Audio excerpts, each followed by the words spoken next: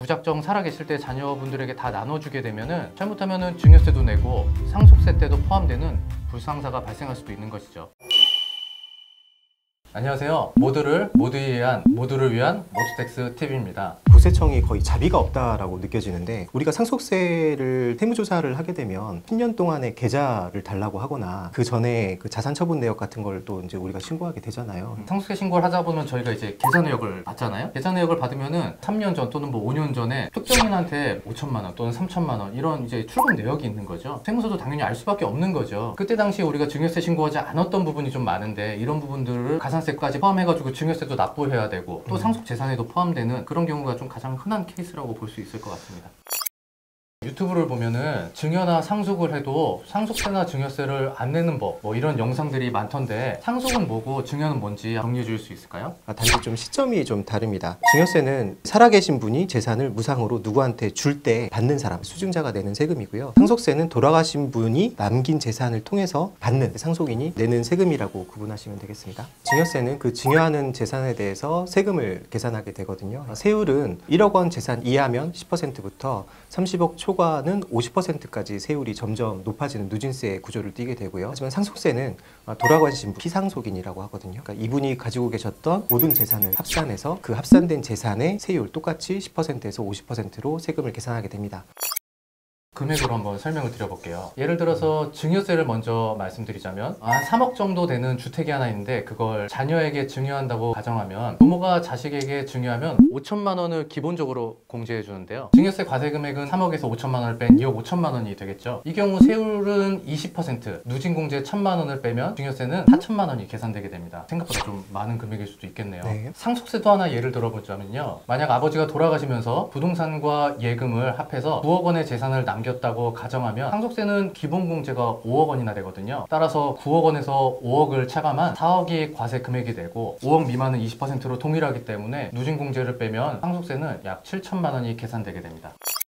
근데 돌아가시기 전에 배우자가 있는 상황에서 10억 미만으로 재산상을 맞추면 상속세가 없어지니까 재산을 막 손자들이나 아들들한테 막 처분하게 된 거예요. 그러면은 10억 미만을 맞추게 되면 상속세를 안 낸다라고 아시고 저희한테 그런 상담을 많이 하시거든요. 네, 맞습니다. 상속세라는 건 사실 굉장히 복잡한 과세 체계를 두고 있는데요. 우리가 알고 있듯이 상속 개시일 당시 가지고 있던 본래 상속재산 말고도 상속재산은 3가지가 더 추가됩니다. 첫째로 간주 상속재산이라는 게 있죠. 예를 들면은 아버님이 돌아가신 후에 아버님의 퇴직금을 자녀가 받게 된다거나, 또는 뭐 보험금이 있다거나, 또는 뭐 신탁재산이 있으면은 그런 것도 상속재산에 포함되게 되는 거고요. 추정상속재산이라는 게 있는데, 그게 우리 이승우사님께서 방금 말씀해 주셨던 부분인 것 같아요. 사망하기 1년 이내 2억, 2년 이내 5억 이상의 재산을 처분하거나 예금을 인출하게 되는 경우 이를 상속재산으로 추정하게 되는 거죠. 방금 말씀하신 것처럼 병원에 계실 때 이런 일들이 많이 일어나기 때문에 이런 규정도 두고 있는 거고요. 마지막 셋째가 이제 사전 증여재산인데요. 이것도 어떻게 보면 하나의 연결 흐름이라고 볼 수 있는데, 돌아가신 날 기준으로 상속인은 10년, 상속인이 아닌 자는 5년 이내에 증여한 재산이 있다면 이것도 상속재산에 포함되게 돼 있습니다. 이런 것들을 무작정 살아계실 때 자녀분들에게 다 나눠주게 되면은 잘못하면은 증여세도 내고 상속세 때도 포함되는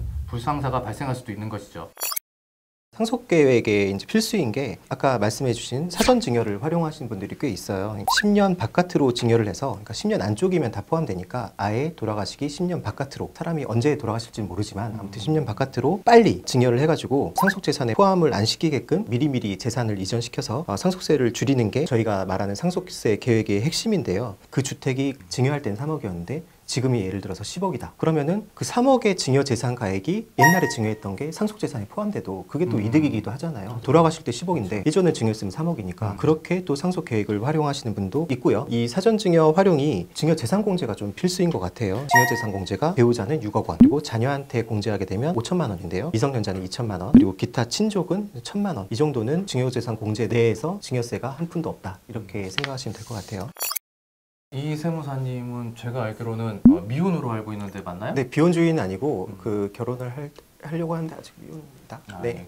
그럼 결혼하신다면 우리 세무사님 같은 분한테도 아주 반가운 법이 신설됐다고 하던데 어떤 내용이죠? 혼인, 출산, 증여재산 공제입니다. 지난 2023년 12월 31일에 개정되었습니다. 2022년 1월 1일 이후 혼인했거나 혼인 예정인자가 혼인 전후에 2년 내에 부모로부터 증여를 받는 경우에 기본공제 5천만 원 이외에 혼인 출산으로 추가로 1억 원을 공제를 해주고요. 2022년 1월 1일 이후 출생한 자녀가 있는 자가 2024년 1월 1일부터 시작해서 출생일로부터 2년이 되는 날까지 부모로부터 증여를 받는 경우에도 1억 원을 공제해주는 제도입니다. 아주 좋네요. 우리 세무사님도 꼭 이 제도의 혜택을 빠른 시간 안에 받으셨으면 좋겠습니다. 결혼을 좀 늦게 하시지 그러세요?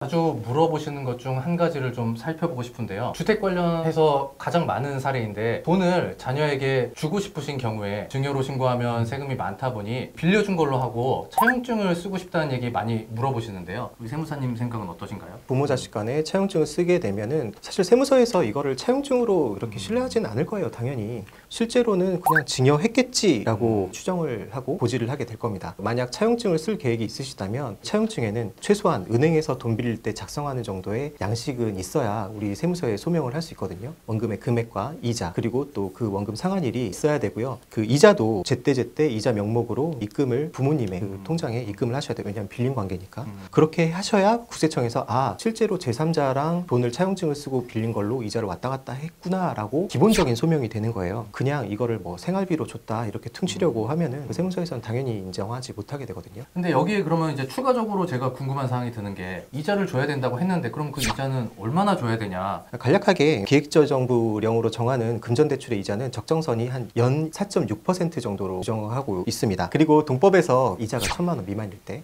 이거는 뭐 합당한 증여이익이라고 보고 있거든요. 예를 들자면 2억을 차용증으로 쓰고 2억의 연 4.6% 정도면 계산해보면 920만 원 정도잖아요. 그러니까 이자액이 1,000만 원 이하니까 이 금액은 이자 지급이 없어도 인정한다라는 얘기가 됩니다. 지금까지 상속세, 증여세에 대해서 알아봤고 그에 따른 실제 활용할 수 있는 방법에 대해서도 살펴봤습니다. 마지막으로 우리 이 세무사님께서 상속세, 증여세에 관해서 정리해 주신다면요? 상속세랑 증여세는 각각을 따로 보지 말고 우리 인생의 장기 플랜 중에 하나로 생각해 보셔야 되겠습니다. 가정에 따라서 재산이나 가족관계 등이 모두 다르고 또 법령도 상이하고 복잡하기 때문에 상속이나 증여를 생각하신다면 시간을 충분히 가지고 뭐 이런 말씀 너무 식상하지만 전문 세무사한테 상담하시라고 저는 권하고 있습니다. 이 세무사님한테요? 네, 제가 다시 경력을 말씀드리자면 더 깊은 내용들은 앞으로 저희가 모두텍스TV에서 다룰 예정이니까 기대해 주시면 좋겠고요. 댓글에 이런 내용도 알고 싶다라고 남겨주시면 저희가 적극 반영하도록 하겠습니다. 모든 사업자들의 사업 파트너 모두텍스가 함께하겠습니다. 모두 알림, 모두 구독 부탁드립니다. 감사합니다.